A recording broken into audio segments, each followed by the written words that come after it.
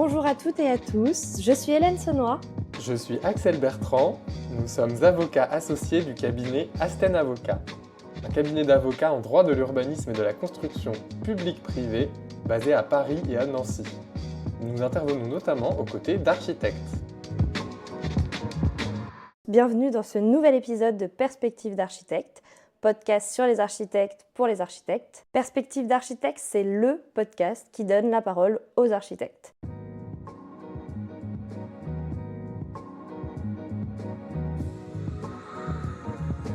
Aujourd'hui, nous avons le plaisir d'accueillir Ekaterini Dotsika, architecte HMONP, fondatrice de Telia Architecture. Bonjour Ekaterini. Bonjour Axel, bonjour Hélène, je suis très heureuse d'être avec vous aujourd'hui pour parler d'architecture. Nous sommes très heureux de te recevoir, bienvenue, nous sommes ravis de t'avoir avec nous. Pour commencer, peux-tu nous parler de ton parcours et de ce qui t'a conduite à devenir architecte ? Eh bien, avec grand plaisir, je me présente rapidement et je vous explique un petit peu mon parcours.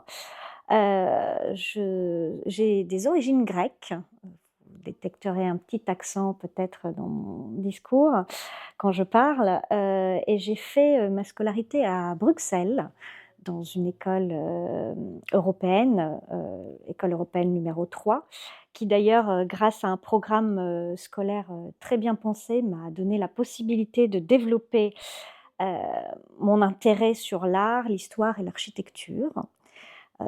Je dirais que le parcours s'est dessiné d'une façon assez naturelle depuis l'enfance. En fait, j'avais montré un intérêt particulier pour les arts plastiques, la place de chaque objet dans son environnement, un intérêt sur les différentes échelles qui m'entouraient.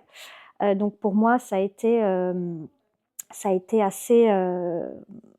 assez naturel en fait pour choisir des études d'architecture. Et puis j'ai une famille qui m'a quand même bien soutenue et aidée pour avoir accès à différentes formations qui m'ont permis de me préparer et d'intégrer une école d'architecture. Donc le choix de Paris a été assez évident pour faire mes études parce qu'il y a une question de proximité avec Bruxelles, donc c'est pas très loin. Donc c'était pour moi un choix assez confortable, on va dire, dans un premier temps. Donc j'ai fait ce choix pour des raisons géographiques et surtout pour des bonnes écoles qu'on pouvait trouver à Paris. Donc j'ai intégré l'école d'architecture Paris-Malaquais, dans laquelle j'ai fait tout mon parcours, licence, master et HMONP. Voilà. Donc, l'architecture aujourd'hui, pour intégrer et choisir un parcours d'architecte, on va dire que moi je le perçois comme un métier de passion. Donc c'est quelque chose qui existe en vous, qui a existé en moi et qui à un moment donné s'est réveillé, s'est révélé. Donc voilà. C'était quelque chose qui était vraiment... Tu es pas venu sur le tard, voilà, c'était vraiment Non, pas du tout. tôt chez toi et après Exactement. tu l'as développé et puis voilà. Et c'est tout un contexte autour de moi qui a fait que ça a pris forme. Voilà. Donc voilà un petit peu le parcours d'architecte. Et est-ce que tu peux nous en dire alors un peu plus maintenant sur Telia Architecture, après voilà justement cette période d'études, voilà comment tu es arrivé à Telia Architecture, où tu en es aujourd'hui sur ton agence, ton domaine d'expertise, et puis les types de projets sur lesquels tu travailles actuellement? Eh bien, Telia Architecture a été créée en 2018, donc juste après la fin de ma formation HMONP. Donc j'ai obtenu mon HMONP en 2017 et ça a été un moment de ma vie qui était rempli de questions sur l'avenir. Qu'est-ce qu'on en fait d'une HMONP? Est-ce qu'on se lance à son compte ou on reste en agence? Donc pour moi, ça a été un choix qui était assez facile parce que je me suis retrouvée à la fin d'un contrat, à la fin d'une situation en agence. Donc la décision a été prise de tenter, c'était le bon moment en fait, qui a fait que j'ai pris la décision de me lancer avec un petit carnet de commandes à l'époque que j'ai fait évoluer. Donc c'était, à ce moment-là. Après, je mon domaine d'expertise, j'ai envie de dire que c'est qui s'est formé, grâce à mon expérience professionnelle. J'ai travaillé quand même assez tôt, même avant de finir mon master. Donc à 21-22 ans, j'étais déjà sur le marché du travail, Oui, voilà, c'est tôt. très C'est tôt, ouais. en parallèle avec, mes dernières années de master. Heu et mon parcours, il s'est formé, autour de la construction neuve parce que c'était l'objet, des dossiers que je traitais et que j'intervenais, à l'époque en agence. Donc j'ai fait beaucoup de chantiers et beaucoup de pilotage, très rapidement et suffisamment longtemps, pour, me sentir en fait, assez forte et assez à l'aise avec ce sujet, que je maîtrise en fait, mieux que d'autres, hein, parce que je me sens complètement, en capacité de le traiter, heu, jusqu'au au moindre détail. Donc voilà, aujourd'hui, je traite, plus de dossiers de construction neuve, mais je fais aussi de la réhabilitation lourde, de plus grands projets. Donc c'est plutôt une échelle, qui est, à partir de 1 800 m². Voilà, j'ai des projets un peu plus petits, évidemment, mais la plupart de mes dossiers sont d'une grandeur, à partir de 1 800 m² et ils sont plutôt situés dans un type de projet de construction neuve, l'immeuble collectif, de plusieurs étages, de cette grandeur-là, voilà. Il s'est formé, au fil des années, par mes expériences en agence qui, voilà, en multipliant mon expérience et les dossiers de ce type, bah, j'ai formé, des bagages, pour ce type de projet, tout simplement. Donc tu es venu à ces projets, enfin tu travailles actuellement sur ces projets parce que dans tes expériences, voilà, tu, es intervenu sur ces projets-là et que tu t'es forgé une Mmh. expérience sur ces projets, sur laquelle aujourd'hui, bah, tu as une belle assise, finalement. Oui, c'est à part c'est que je me sens, vraiment, bien formée, je me sens bien, sur ce domaine d'intervention, sur ce type de projet, en confiance. Donc c'est assez, c'est assez naturel pour moi de répondre, avec une plus grande facilité. Après, c'est vrai que dans le métier d'architecte, on ne s'arrête pas à s'expérimenter, en fait, sur d'autres types de projets. Il y a pas un seul projet qui est identique, à l'autre. Donc, on est un petit peu c'est un métier, un peu en caméléon, on va dire, où on doit s'adapter à tout type de projet. En tout cas, nos études nous permettent de faire ça. Et puis c'est ce qu'on fait tout au long de notre vie d'architecte, enfin je l'espère, en tout cas c'est mon point de vue. Et tes clients, ta typologie de clients, est-ce que, tu peux nous en dire quelques mots? Et les types de projets, par exemple les constructions neuves, j'imagine que c'est avant tout de l'habitation, mais est-ce que tu interviens aussi sur d'autres types de projets? Ou alors, est-ce que tu as fait le choix de te spécialiser sur un certain, type de projet? Alors le choix de me spécialiser, non, mais on va dire qu'aujourd'hui ma clientèle est à 70 70 formée de promoteurs, marchands de biens, qui développent des programmes immobiliers.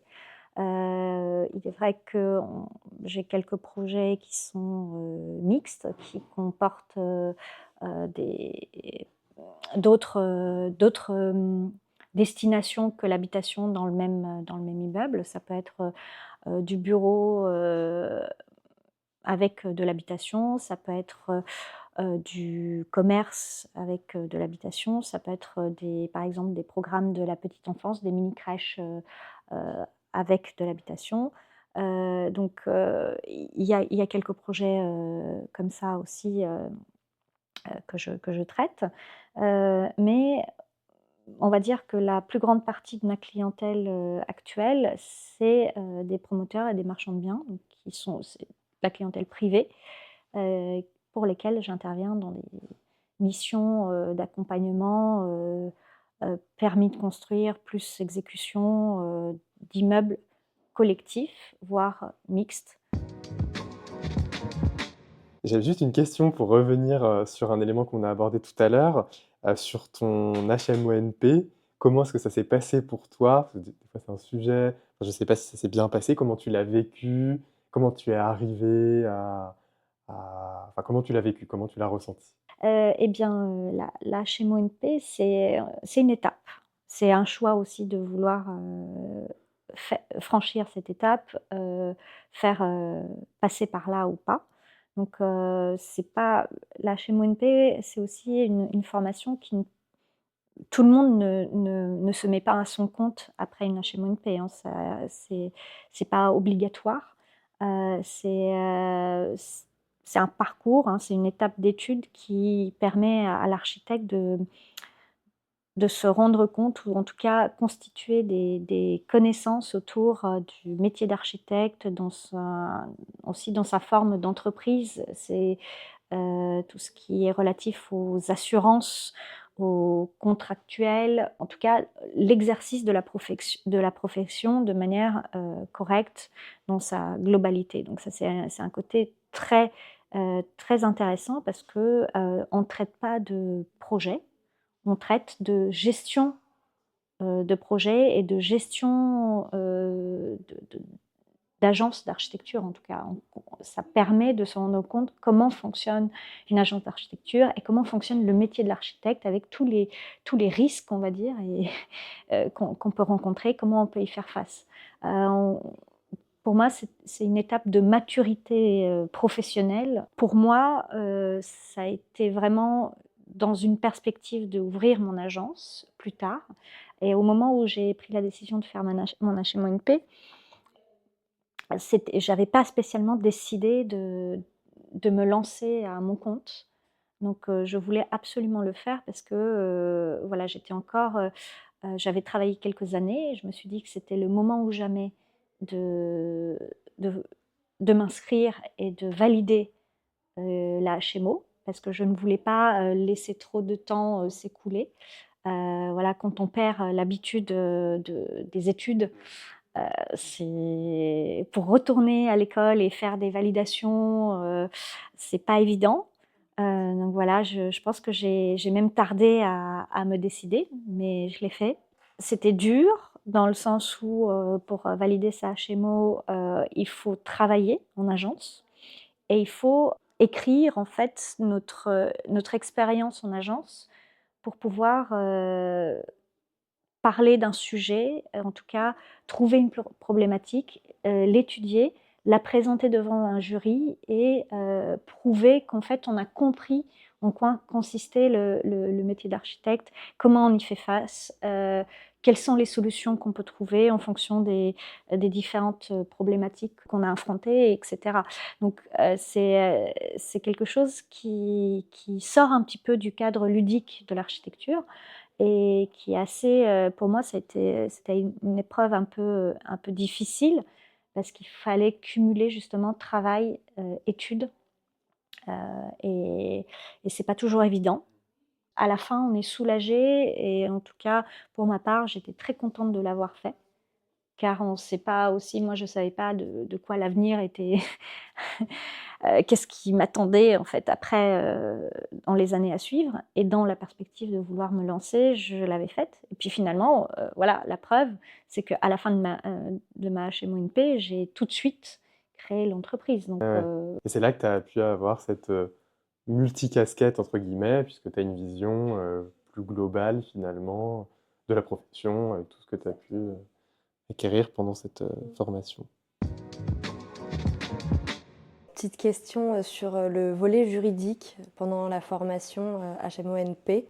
Alors, le volet juridique, effectivement, il y a des cours et des conférences pendant la partie théorique de la formation, qui nous expliquent bien la partie contractuelle, les litiges qu'il peuvent y avoir entre les clients ou voilà, en tout cas, c'est présenté sous forme de conférences.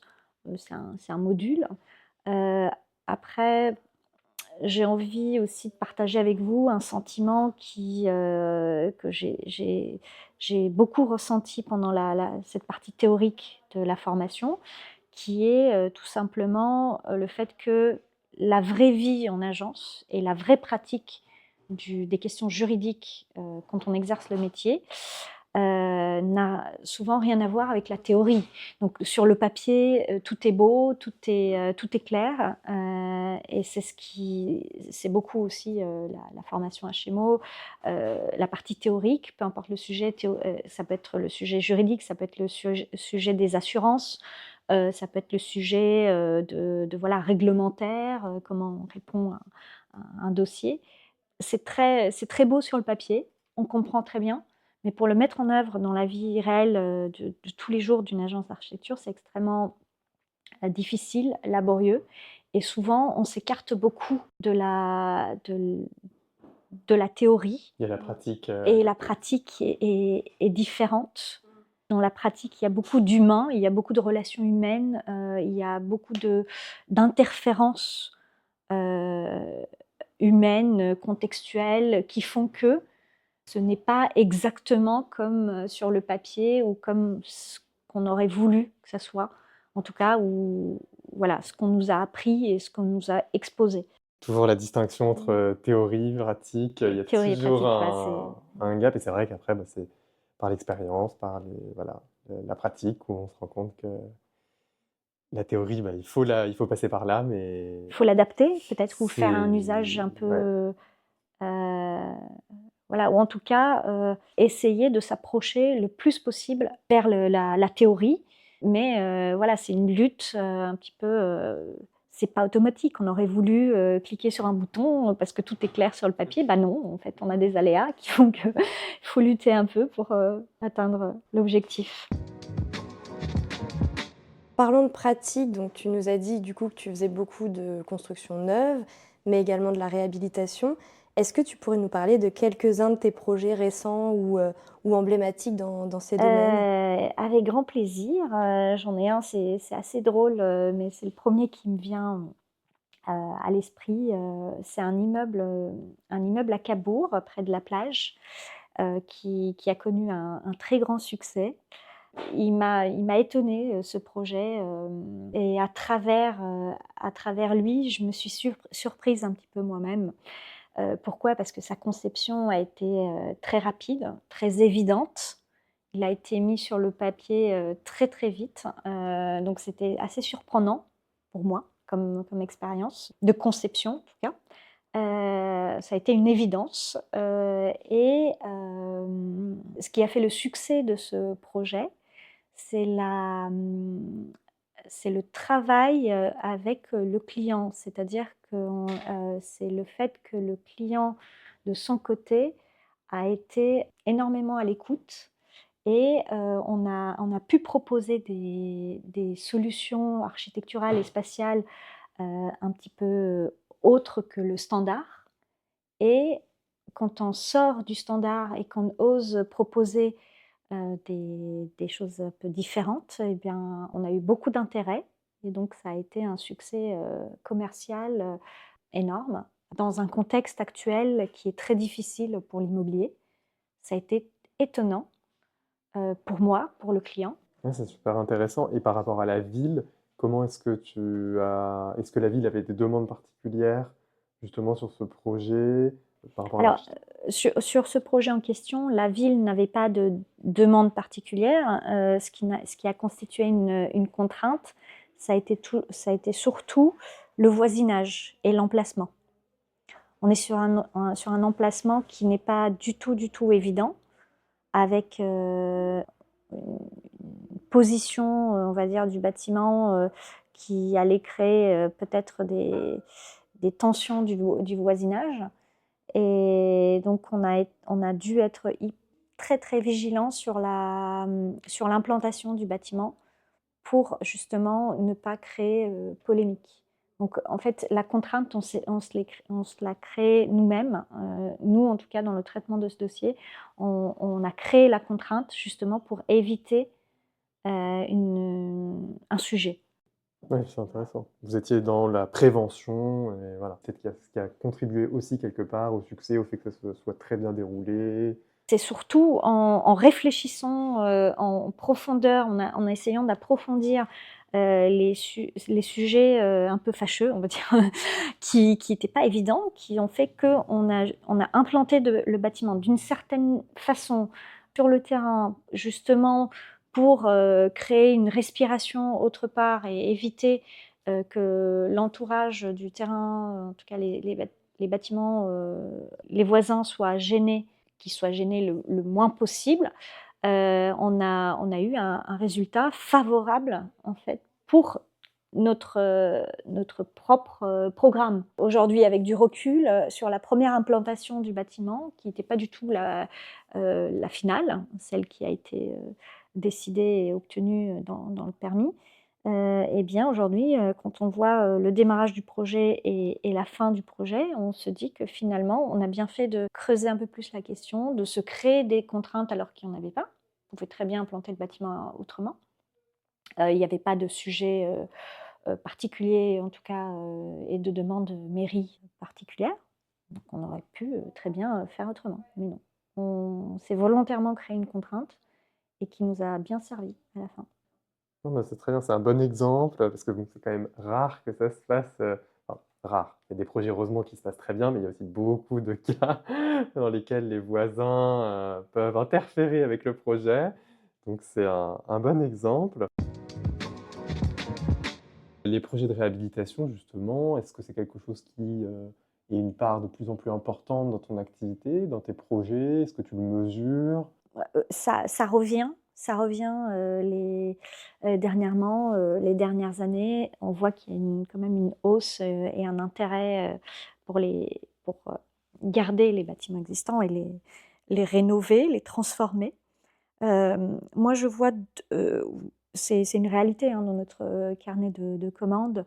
On a de plus en plus de demandes de clients, que ce soit des professionnels du bâtiment ou des particuliers qui souhaitent rénover avec ou sans extension, en restant dans l'enveloppe existante ou en essayant de faire des ajouts. C'est quelque chose qui revient et il y a une demande qui augmente, en tout cas qui est en hausse en ce moment. Je pense qu'il y a une réalité financière, un contexte financier qui est actuellement présent. Après les années de Covid qu'on a connues, voilà, le Oui, il portefeuille faut du faire avec. client s'est un petit peu rétréci, on va dire. Et deuxièmement, je pense qu'il y a aussi une réalité de sensibilité politique. Il y a des contraintes environnementales et politiques qui ouvrent plus de possibilités, ou en tout cas qui donnent plus de possibilités à des clients pour se tourner vers des projets de réhabilitation. Et surtout, c'est des contraintes. Pourquoi? Parce que souvent, on voit que sur la construction neuve, sur des terrains vagues, la constructibilité baisse, souvent. Avec énormément de PLU qui ont été modifiés les dernières années, on voit qu'il y a une baisse de constructibilité.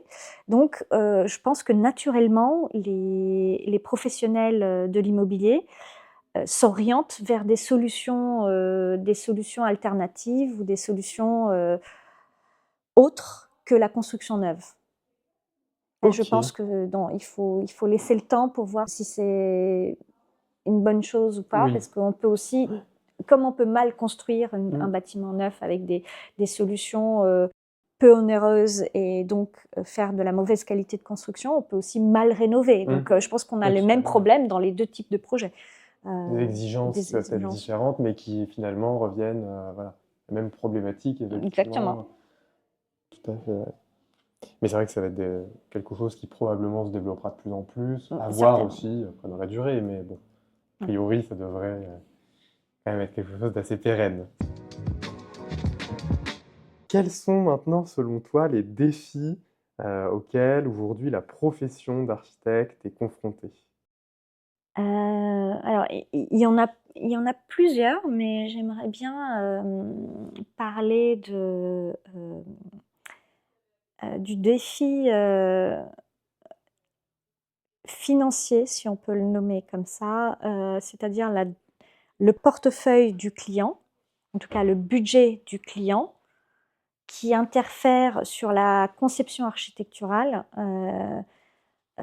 dans le sens où on a un budget limité sur quasiment tous nos projets, qui fait que l'architecture est dépendante de ce budget. Donc ça, c'est un défi. Comment faire de l'architecture, de la bonne architecture, face à un client avec une contrainte budgétaire. Et comme je pense que dans tous les métiers, on peut constater, il y a de très fortes chances que nos clients demandent à ce qu'on utilise le moins de budget possible pour créer leur projet. Et ça, c'est pas du tout évident. C'est un défi de pouvoir faire de la qualité, de la pérennité sur l'ouvrage avec un budget qui souvent n'est pas adapté. Donc on doit un petit peu articuler entre le client, son budget, soit essayer de convaincre pour qu'il soit revu à la hausse de façon intelligente, soit modifier le programme pour faire peut-être moins grand, mais avec une qualité qui assure une sécurité sur la pérennité de l'ouvrage et sur la qualité architecturale. Est-ce que tu le dis directement au client? Je l'exprime, effectivement, je l'exprime. Le client, il faut échanger clairement et efficacement avec le client parce qu'il faut qu'il soit conscient de du sujet qualité et qualité architecturale. En tout cas, faire des choix architecturaux qui vont rester visibles, en tout cas pendant plusieurs années. Donc ça, c'est un réel problème si on n'arrive pas à avoir un résultat satisfaisant sur la qualité architecturale et la forme architecturale. Et c'est très dommage de ne pas avoir ce résultat satisfaisant à cause d'un budget qui n'est pas à la hauteur. Voilà. Oui, c'est aussi une question de durabilité, mettre le budget pour avoir un projet durable dans le temps Et esthétique. et esthétique, évidemment. Donc tu fixes le prix au client et ensuite tu vas venir l'informer quand il y a des prestations complémentaires. Est-ce que tu te retrouves confronté à certaines difficultés sur ce sujet? Bien sûr, parce que tout le monde veut avoir de la qualité, veut tout avoir avec un petit prix. Donc j'ai l'impression que c'est les dernières années, c'est l'objectif de tous les entrepreneurs dans tous les milieux pour dépenser le moins, mais avoir le plus possible. Donc oui, j'ai des difficultés pour faire entendre et, et que le client comprenne qu'il y a des compléments à prévoir et quel est voilà, qui dit complément, je pense qu'aux oreilles d'un client et plus particulièrement d'un promoteur, ils n'entendent pas complément, ils entendent plutôt dépenses inutiles ou quand c'est un complément, pour eux, c'est une option. Voilà, une option, on ne la prend pas ou en tout cas, on se donne le droit de penser qu'elle est accessoire. Et c'est problématique. C'est problématique parce que ça pénalise notre beau métier. C'est pas simple. La vie d'une agence d'architecture est loin d'être simple, ou en tout cas est loin d'être aidée dans ce contexte. Aujourd'hui, donc comment est-ce que tu imagines, tu t'imagines dans 10 ans? Comment dire? C'est une question très difficile parce qu'en architecture, on aime aussi le changement, je pense. Parce que, en tout cas, moi, autant qu'architecte, j'aime le changement. Donc, je m'imagine différente, mais dans le sens de l'évolution. Parce que je ne veux pas être quelqu'un d'autre, évidemment, mais je veux être quelqu'un d'évolué ou avoir exploré d'autres projets, d'autres types de projets, pas uniquement que l'habitation, mais des projets de bureaux, par exemple, de bâtiments qui servent à l'enseignement, que ce soit des écoles ou autres. En tout cas, ouvrir l'agence ou orienter l'agence et moi comme architecte vers des projets, euh, d'autres types de projets que l'habitation. Effectivement, c'est quelque chose qui nécessite euh, de l'entraînement et de l'évolution, en tout cas de la formation. Il faut se former à tout type de projet, hein, comme je l'ai fait pour le logement. Pareil, il faut commencer petit à petit et développer cette autre typologie de projet. Donc, je m'imagine euh, architecte évoluée, pas différente en tout cas, mais évoluer, avoir exploré d'autres domaines, voilà, avoir. Je, me concernant, j'aime bien travailler en petite équipe et efficace. Donc, je me sens une architecte plutôt. Je ne me vois pas avec une grande agence, avec plusieurs collaborateurs. Il y en aura plusieurs, mais pas énormément. En tout cas, je me vois avec une petite équipe efficace qui explore d'autres types de projets et voilà, euh, qui a qui dans 10 ans a un retour d'expérience et qui est sur l'habitation, sur le bureau, sur des bâtiments tertiaires de manière générale et d'enseignement, voilà, d'autres types de projets. Et pour conclure, si tu ne devais citer qu'une construction que tu retiens, qui retient particulièrement ton attention, quelle serait-elle? Ça sera sans hésiter le pavillon allemand de Mies van der Rohe, qui est à Barcelone, à l'occasion de l'exposition universelle. Pourquoi celui-là?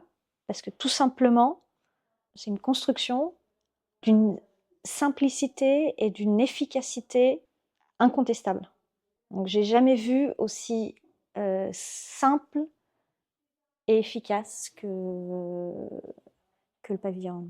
Enfin, c'est quelque chose enfin, c'est un bâtiment qui m'intrigue par sa simplicité et son efficacité dans sa simplicité, tout simplement.